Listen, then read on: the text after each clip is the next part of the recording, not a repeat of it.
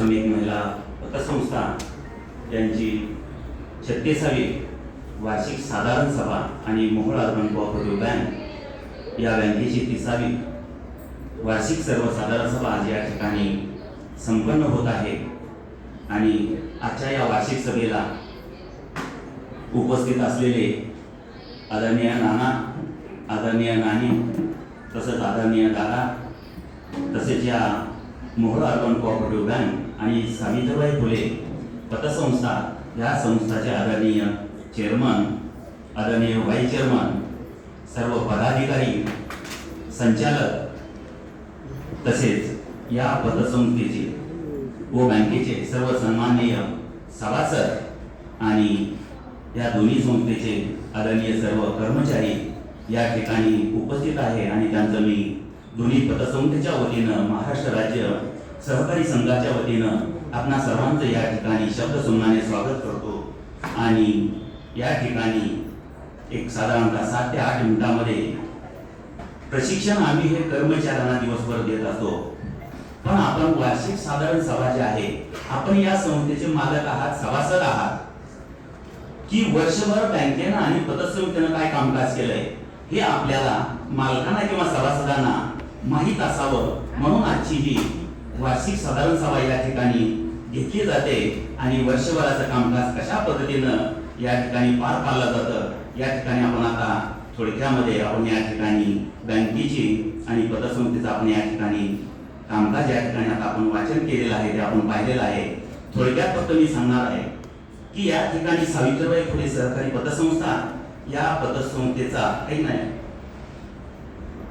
दिवसेंदिवस वार्षिक जर आपण आराखडा बघितला तर या संस्थेच्या ठेवीमध्ये वाढ होत आहे। कारण गेल्या वर्षी पाहिलं तर या संस्थेची पतसंस्थेची साधारण जवळजवळ 10 कोटी 45 लाख रुपये या ठिकाणी ठेवी होत्या, तर साधारणतः ते आता 15 कोटी 43 रुपये झालेले आहेत। आणि या ठिकाणी ठेवीच्या संदर्भात असेल किंवा शिडी रेषा असेल किंवा संस्थेचं कामकाज असेल, त्याचा वार्षिक आढावा म्हणून या ठिकाणी शासकीय ऑडिट या ठिकाणी केलं जातं। आणि शासकीय ऑडिटनुसार, शासकीय नियमानुसार या ठिकाणी पतसंस्था कशी चालते आणि पतसंस्थेची सुधारित परिस्थिती कशी आहे या ठिकाणी थोडंसं मी अवलोकन करतो। गुंतवणूक आहे 2 कोटी 52 लाख आणि या वर्षीची आहे साधारणतः जून 2026 ची 3 कोटी 87 लाख। कर्ज आहे गेल्या वर्षीचे 7 कोटी 57 लाख आणि या वर्षी पाहिलं तर 11 कोटी 72 लाख। म्हणजे हा विचार केला असता आपण तर नियमाच्या सीडी रेशो मेंटेनन्स या ठिकाणी 70-30, तर शासकीय नियमानुसार या ठिकाणी कर्ज वाटप आहे आणि शासकीय नियमानुसार या ठिकाणी सभासदांच्या ठेवींची या ठिकाणी सुरक्षित ठिकाणी गुंतवणूक केलेली आहे। की एखादा सभासद जर आमच्याकडे आला, आमच्याकडे ठेवी आहेत 5-10 लाख रुपये, तर त्या सभासदाला त्या ठेवी तात्काळ देण्यात याव्या या उद्देशानं या संस्थेची स्थिती ही आर्थिक उत्तम आहे, भक्कम आहे या उद्देशातून या ठिकाणी या शिडी रेशो सुद्धा या संस्थेचा अगदी नगण्य आहे, थोडा आहे।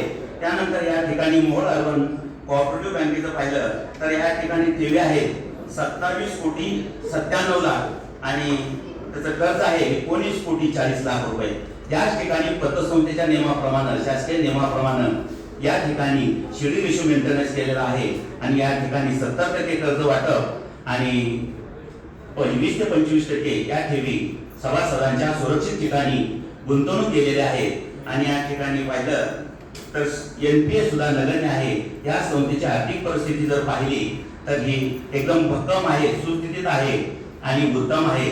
याच ठिकाणी मी तुम्हाला हे थोडक्यात फक्त या संस्थेची आर्थिक परिस्थिती कशी आहे या ठिकाणी सांगितलेलं आहे। तर एक छोटंसं या ठिकाणी मी तुम्हाला उदाहरण देतो की आपल्याला पॉम्पलेट दिलेलं आहे बघा, मासिक ठेव असेल किंवा दररोज असेल आवर्तक ठेव, या ठिकाणी का भरायचे एक छोटंसं उदाहरण देतो तुम्हाला। एक दारू पिणारा व्यक्ती होता, तर तो काय करायचा, रोज 500 रुपयाची दारू घ्यायचा।